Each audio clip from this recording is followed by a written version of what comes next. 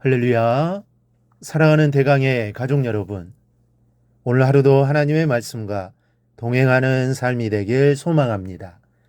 오늘 함께 나눌 하나님의 말씀은 고린도전서 14장 6절에서 14절 말씀입니다. 그런즉 형제들아, 내가 너희에게 나아가서 방언으로 말하고 계시나 지식이나 예언이나 가르치는 것으로 말하지 아니하면 너희에게 무엇이 유익하리요?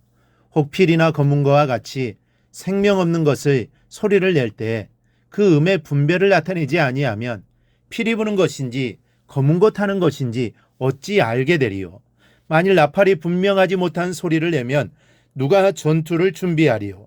이와 같이 너희도 혀로서 알아듣기 쉬운 말을 하지 아니하면 그 말하는 것을 어찌 알리요? 이는 허공에다 말하는 것이라.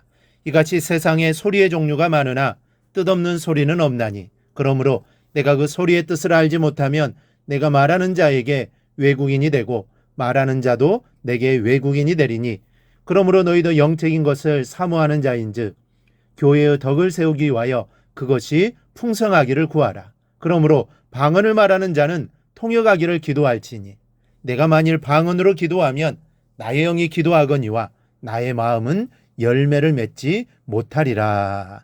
아멘. 오늘 말씀을 올바로 이해하기 위해서는 이 바울이 어떤 의도로 말하고 있는가를 정확히 파악하는 일이 중요합니다. 이 잘못 이해하면 방언보다는 통역이 더 뛰어난 은사이니 방언보다는 통역의 은사를 구하라는 뜻으로 이해할 수 있기 때문입니다. 실제로 오늘날은 많은 경우 방언보다는 이 통역의 은사가 더 높은 은사라고 생각합니다. 그렇게 생각하게 되는 이유는 방언은 은사 중에 가장 은은한 은사이지만 그 방언을 알아들을 수 있는 말로 통역하는 은사는 흔하지 않기 때문입니다. 이 또한 무속신앙에 젖은 우리 민족에게 이 통역은 마치 신비한 것을 풀어내서 앞날에 대한 것을 예고하는 능력처럼 여겨지기 때문입니다. 그래서 실제로 이 통역의 은사를 받았다고 하는 사람 중에 예언의 은사를 함께 받았다고 하는 사람들이 많습니다. 물론 이 예언이라는 것도 점쟁이 점치듯 하는 잘못된 예언인 경우가 또 대부분입니다. 그러나 바울이 본문에서 말씀하는 의도는 그런 것이 아닙니다. 바울의 의도는 무엇을 하든지 알아듣게 해서 덕을 끼치라는 겁니다. 방언보다는 예언하기를 원한다는 것도 이런 뜻으로 한 말입니다.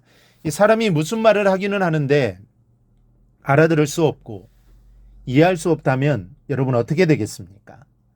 의사소통이 되지 않는다면 그것보다 답답한 일이 또 어디에 있겠습니까? 큰 혼란이 야기될 겁니다. 바울은 이러한 사태를 두 가지 예를 들어 설명합니다. 먼저 피리와 검은고입니다. 이 피리는 7개의 구멍이 뚫려 있어서 이 공기를 불어넣으면서 그 구멍을 막기도 하고 열기도 하면서 연주를 합니다. 그리고 검은고는 현악기입니다.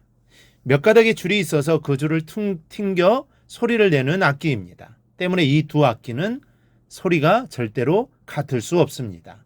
음색이 다르다는 말씀이죠.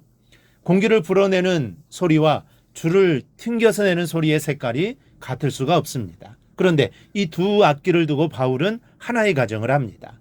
있을 수 없는 일이지만 만약 이 두 악기의 소리가 같다면 그 소리만 듣고 어떻게 피리와 검은고를 구별할 수 있겠느냐는 것이죠. 여러분 같으면 구별할 수 있겠습니까?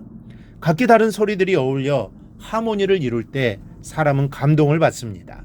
그럴 때 작곡한 사람이나 또 지휘하고 연주하는 사람들의 마음이 또 듣는 청중에게 전달되는 것이죠.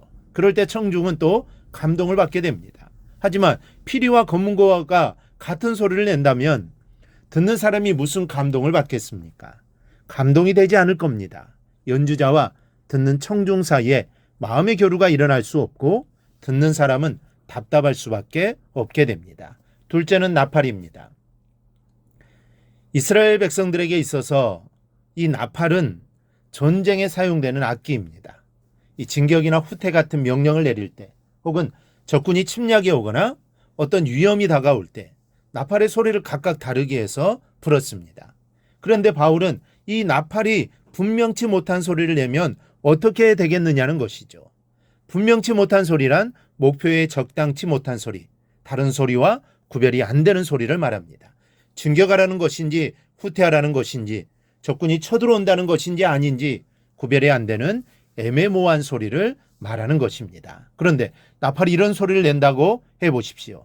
얼마나 심각한 혼란이 일어나겠습니까? 그러니 소리는 그 뜻을 분명해야 합니다. 말할 때는 상대가 이해될 수 있게 분명하게 말해야 한다는 것이죠. 그래야 답답함이 없고 오해도 없고 따라서 혼란도 없을 겁니다.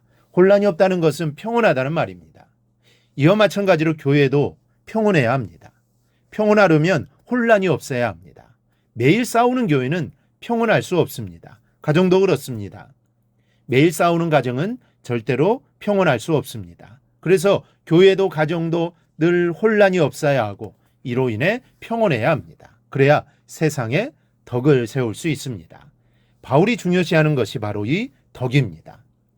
이 통역하기를 기도하라는 것은 못 알아듣는 방언보다는 알아들을 수 있는 통역이 사람을 이해시킬 수 있기 때문입니다. 그러니 바울이 말씀하는 바는 이런 마음으로 살라는 것이죠. 서로 오해를 불러일으키지 말고 서로에게 자신을 충분히 이해시키면서 살라는 겁니다. 그러면 다툼이 없을 것이요. 교회가 다툼의 모습을 버려야 덕을 세울 수 있다라는 말씀입니다. 이 고린도 교회가 바로 여기에 문제가 있었습니다. 방언 문제로 서로 시기하고 다투던 교회가 고린도 교회였습니다. 그래서 바울이 자꾸만 방언하면서 덕을 강조하고 있는 것입니다. 신앙적인 것이든 일상적인 것이든 여러분 덕을 세우기를 힘쓰십시오.